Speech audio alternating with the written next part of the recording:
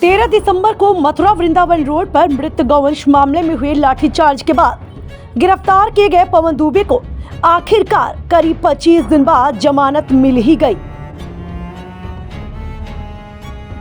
माता के सम्मान में गोरक्षक मैदान में, माता के सम्मान में गोरक्षक मैदान में। बता दें कि इन 25 दिनों में 2 बार जमानत रद्द भी की जा चुकी थी और अब तीसरी बार में जमानत मिली है। सूत्रों के अनुसार मिली जानकारी के मुताबिक बाकी अन्य गौरक्षकों को आज शाम तक जमानत मिलने की उम्मीद जताई जा रही है। 6 लोग हम जेल गए थे, उसमें अभी 5 जेल में ही हैं। तस्वीरों में दिखाई दे रहा है कि जेल से जमानत पर बाहर निकलते ही पवन दुबे को गौसेवकों ने स्वागत किया। इस दौरान गौसेवकों की खुशी का ठिकाना नहीं था। वहीं पवन दुबे के परिजन भी बेहद खुश नजर आ रहे थे। पूरा जोश लेकर बाहर निकला है और आज भी कह रहा है कि आगे काम करना है गौ माता के लिए। इस जज्बे के लिए क्या कहना चाहिए? वो तो पैदा ही गौ माता के लिए हुआ है, आजन्म काम करेगा इसमें। इतना ही नहीं, यह स्वागत सम्मान सिर्फ जेल से निकलते समय ही नहीं हुआ, बल्कि शहर में अलग अलग स्थान पर भी गौ माता के लिए जी जान लड़ा देने वाले पवन दुबे को सिर आंखों पर बिठाया गया।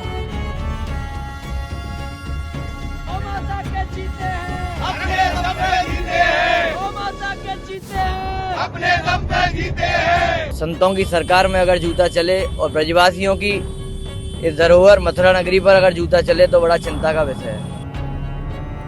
हिंदुस्तान तहलका न्यूज 13 दिसंबर धरना प्रदर्शन, रोड जाम और फिर लाठी चार्ज से लेकर सभी गौरक्षकों की जमानत तक की हर पल की जानकारी अपने सभी दर्शकों के साथ शेयर कर रहा है।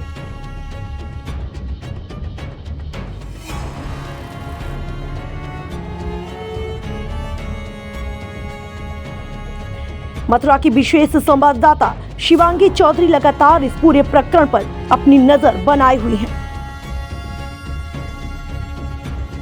हमारे संवाददाता शिवांगी चौधरी ने जमानत के बाद पवन दुबे से पिछले 25 दिनों के हालातों पर जानकारी ली है। आइए सुनवाते हैं। अभी बाहर आया हूँ तो आपके माध्यम से जो चीजें पता चलेंगी, साथियों के माध्यम से जो चीजें पता चलेंगी, गौरक्षकों के माध्यम से जो पता चलेंगी, सभी एक साथ होकर लड़ाई को लड़े। ये ब्रजवासियों की लड़ाई है, ये संतों की लड़ाई है, ये धर्म की लड़ाई है। नमस्कार, मैं शिवांगी चौधरी, आप देख रहे हैं हिंदुस्तान तहलका। इस वक्त मैं मथुरा जिला जेल के बाहर मौजूद हूँ। 13 दिसंबर का मामला जिसमें 6 गौरक्षक जो है उनको जेल हुई थी, उसमें से अभी एक की रिहाई जो है इस वक्त हो चुकी है। पवन दुबे इस वक्त जेल से निकल के आए हैं। यहाँ देख रहे हैं आप, गौरक्षक जो है उनका स्वागत कर रहे हैं। माला पहनाकर, मुकुट पहनाकर, पटका पहनाकर जो है उनका स्वागत सम्मान यहाँ पर किया जा रहा है। साथ ही नारेबाजी जो है वो भी गौरक्षकों के द्वारा की जा रही है। बातचीत करेंगे कि पहले दिखा दीजिए आप कि किस तरीके से लगातार मालाएं जो है वो उन्हें पहनाई जा रही हैं। जैसे ही वो बाहर आए हैं नारेबाजी शुरू हो गई और उनका स्वागत जो है वो जेल से निकलने के बाद लगातार यहाँ पर देखने को मिल रहा है। जो हमारी माता है। क्या कहेंगे पवन जी, स्वागत तो यहाँ पर हमें देखने को मिल रहा है, लोगों का उत्साह भी देखने को मिल रहा है, लेकिन उस 13 दिसंबर के बारे में अगर मैं बात करूँ तो क्या कहूँगी? इसे हटा दो, इसे हटा दो।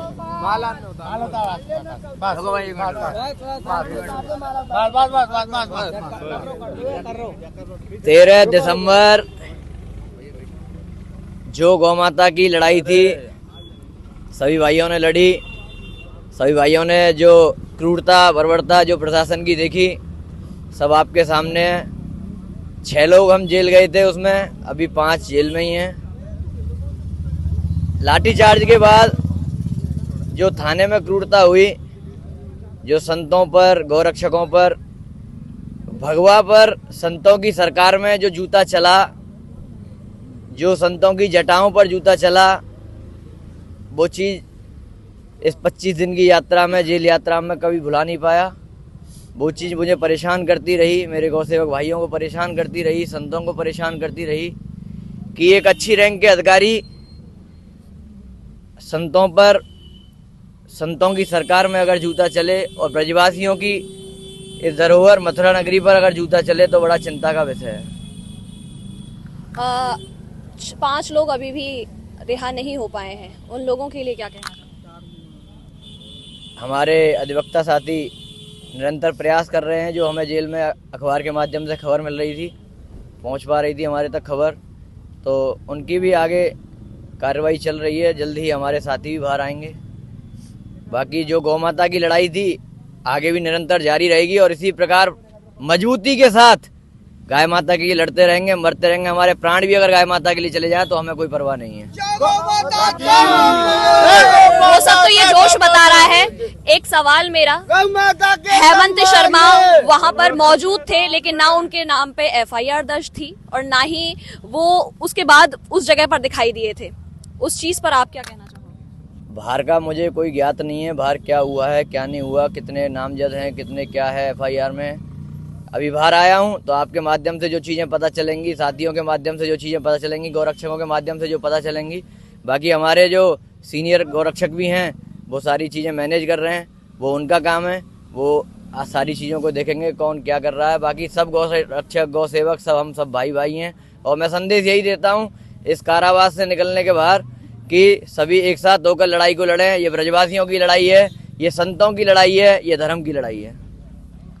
देख पा रहे हैं आप कि इस वक्त स्वागत के लिए लगातार मालाएं लेकर खड़े हुए हैं यहाँ पर लोग। और आज जिस तरीके से गौरक्षक 13 दिसंबर को जेल में गए थे उनमें से एक की रिहाई जो है इस वक्त हो चुकी है और यहाँ पर तांता लगा हुआ है गौरक्षकों का, उनका सम्मान करने के लिए यहाँ पर पहुंचे हुए हैं। साथ ही साथ एक चीज जब यहाँ पर आकर मैंने पूछा कि जो गौरक्षक वहां पर मौजूद थे लेकिन उनके नाम पर एफआईआर दर्ज नहीं हुई, तो उस पर उन्होंने कहा कि सभी मिलकर अगर अपनी लड़ाई लड़ें तो ज़्यादा बेहतर होगा।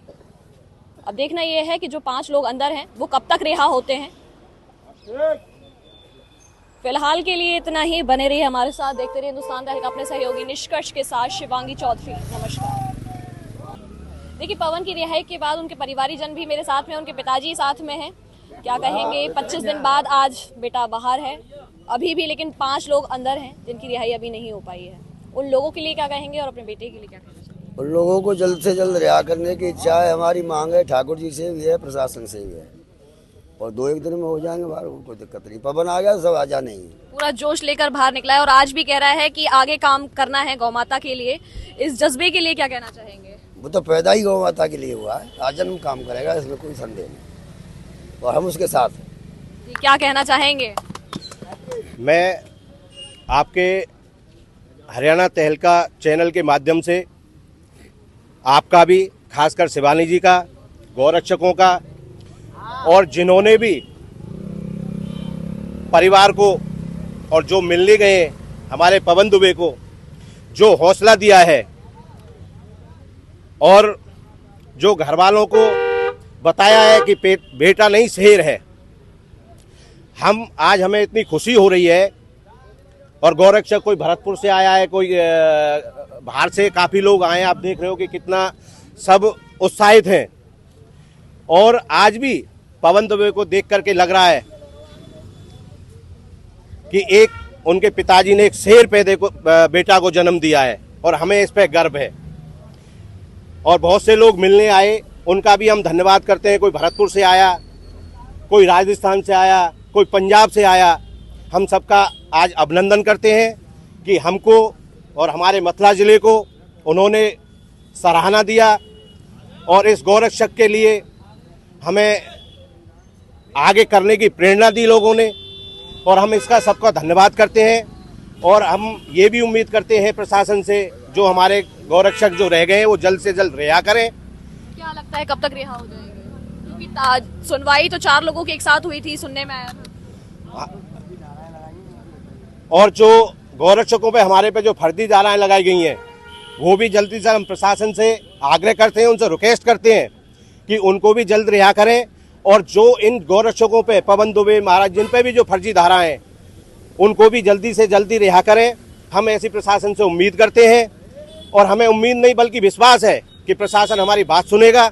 और हमें लग रहा है कि देर जरूर हुई हो, प्रशासन को कुछ गलतफहमियां रही हो, या इनके प्रति किसी को बरगलाया गया हो, या प्रशासन को कुछ गलत तरीके से समझाया गया हो। पर हमें लग रहा है कि कल हमें प्रशासन का और लोगों से पता लगा है कि डीएम साहब और उनका काफ़ी वो रहा है कि भाई लड़के को जल्द से जल्द छोड़ा जाए और इनको रिहा किया जाए। और हम प्रशासन से यही उम्मीद करते हैं कि और भी जो हमारे अंदर गौरक्षक हैं उन्हें जल्दी से जल्द रिहा करें। और हमें प्रशासन से, फिर मैं दोबारा रिपीट करूंगा कि प्रशासन से हमें पूरी उम्मीद है जल्दी से जल्दी और भी हमारे गौरक्षक बाहर आएंगे। धन्यवाद। देखिए, मेरे साथ में अभी और भी लोग हैं गौरक्षक, इनसे जरूर मैं बात करना चाहूंगी जहां मौके पर मौजूद थे। क्या कहना चाहेंगे आप? उस टाइम पे मौके पर थे जी। उस माहौल को लेकर आज मैं आपसे जानना चाहूंगी, क्या कहेंगे उस माहौल को लेकर? देखिए, माहौल था वो? माहौल तो उस समय ऐसा था कि एक साथ 40 से ज्यादा गौ माता जब माँ जंगल में पड़ी हुई देखी हो, ऐसी स्थिति में कि किसी के ऊपर से खाल नहीं थी, किसी के कंकाल पड़े हुए थे, किसी की आंख बाहर पड़ी हुई थी, तो इस कृत्य को देख के, दृश्य को देख के गौरक्षकों को एक आक्रोश आया और उस आक्रोश को जाहिर वो कर रहे थे। उनकी एक मांग थी कि यहाँ पर एसएसपी और डीएम साहब मौके पे आए, जो यहाँ के उच्च अधिकारी हैं, और इस मामले का संज्ञान लें। लेकिन जब वहाँ एसएसपी और डीएम साहब आए तो उनके द्वारा वार्ता की जा रही थी और बीच में बिना किसी आदेश के वहाँ लाठीचार्ज हो गया गौरक्षकों के ऊपर। फिर उनके बाद में वहाँ उनको जेल डाल दिया गया। आज 26 दिन बाद उनकी एक भाई की हमारे की रिहाई हुई है और अभी भी हमारे 5 भाई अंदर हैं। देखते हैं, हम प्रार्थना यही करेंगे भगवान से कि जल्द से जल्द उन्हीं सब भाइयों की रिहाई हो, क्योंकि वो कोई ऐसा गलत काम नहीं कर रहे थे अपनी गौ माता के लिए, अपने अड़चन क्या आ रही है? अभी अड़चन क्या आ रही है? क्योंकि 4 लोगों की सुनवाई हुई थी, केवल एक ही की रिहाई क्यों हुई है? अभी अड़चन इसलिए आ रही है कि कुछ फॉर्मेलिटी, अभी इनकी तारीख अलग अलग पड़ रही थी और आज भी एक तारीख है जिसमें छाया गौतम और हेमानंद गिरी की सुनवाई है और शाम तक हो सकता है जो कल सुनवाई हुई है तो उसमें आगे ये 2-4 भाइयों को और जमानत मिल जाएगी। मेरा एक सवाल, वहाँ मौजूद कई ऐसे गौरक्षक थे जो अपने आप को बड़े गौरक्षक कहते हैं, लेकिन उनका नाम कहीं भी एफआईआर में दूर दूर तक दिखाई नहीं दिया, उसको लेकर आपका क्या कहना है? देखिए मैम, मैं तो ये कहूँगा कि ये सिर्फ पटका पहनाने का और स्वागत सम्मान करने का प्रशासन को एक जो है इनाम मिला है उन गौरक्षकों को, जैसा कि वो हर महीने सम्मान करते हैं, हर महीने प्रशासन का वो करते हैं। लेकिन इस लड़ाई में वो अपने गौरक्षक भाइयों के साथ नहीं थे और मौके पर से वो लोग चले गए। और मैं यही कहना चाहूँगा कि ऐसे भाई ऐसा सब कुछ ना करें और अपने सभी भाइयों के साथ रहें। और जो भी वो गौरक्षक थे जो छोड़ के चले गए, जिनके द्वारा ये कृत्य किया गया, भगवान उनको सद्बुद्धि दे। आपने अपने काम में बाधा डाली थी कि अब हम काम कुछ दिन तक नहीं करेंगे जब तक रिहा नहीं हो जाते हैं गौरक्षक, क्या निरंतर जारी रहेगा काम? देखिए, काम तो कुछ दिन हमने बंद किया हुआ था, लेकिन कल भी हमारे पास सूचना आई थी तो हमको ऐसे गौ माताओं को जो स्थिति देखते हैं तो हमारे मन में जो है वो भाव आता है कि हम उसको देख के रुक नहीं पाते। चाहे हमारे अंदर कितना भी आक्रोश था, हम चाह रहे थे कि नहीं करें गौ सेवा, जो होगा देखा जाएगा, लेकिन फिर भी हमको करनी पड़ी और अभी भी हमारी सेवा निरंतर जारी है और आगे भी जारी रहेगी।